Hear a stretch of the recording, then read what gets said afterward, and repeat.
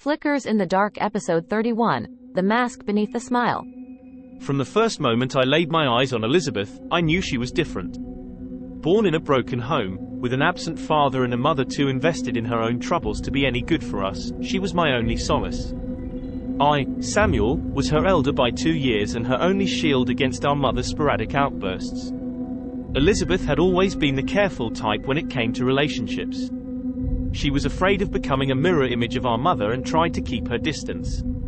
So when she started seeing this new man, a man named Julian, I couldn't help but feel a twinge of discomfort. Julian was everything our father was not always present: warm, charming, and caring. He had a golden family, a perfect facade that seemed too good to be true. It was one winter's night that Elizabeth's world came crashing down. She called me at an unholy hour, her voice shaking as she revealed that she was pregnant.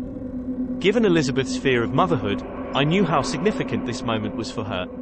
Elizabeth was torn. A part of her was elated at the thought of having a family with Julian, a man who had treated her better than anyone else ever had. But another part of her was terrified, scared of the potential of becoming our mother, of creating another broken home. She asked for my advice, and I could only tell her to give it time, to allow her heart to choose.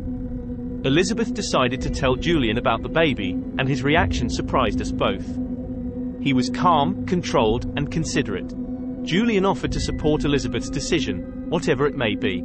Yet something about his reaction felt wrong. It was too perfect, too composed. But Elizabeth dismissed my concern, calling it a result of my innate protectiveness.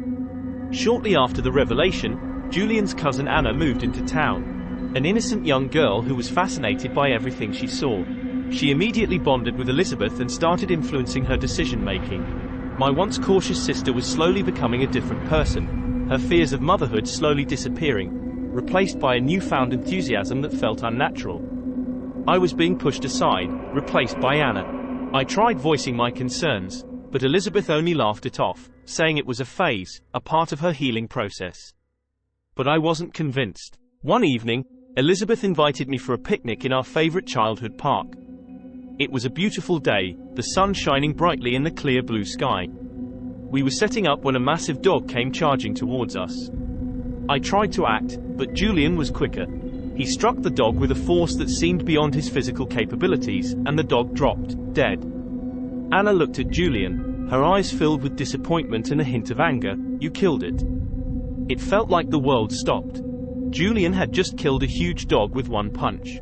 Then, Anna subdued the dog's raging owner with a swift move, her slender body belying her strength.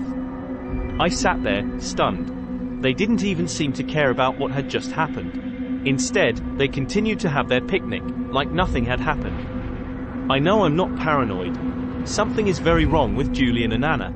And I fear, Elizabeth is right in the middle of it.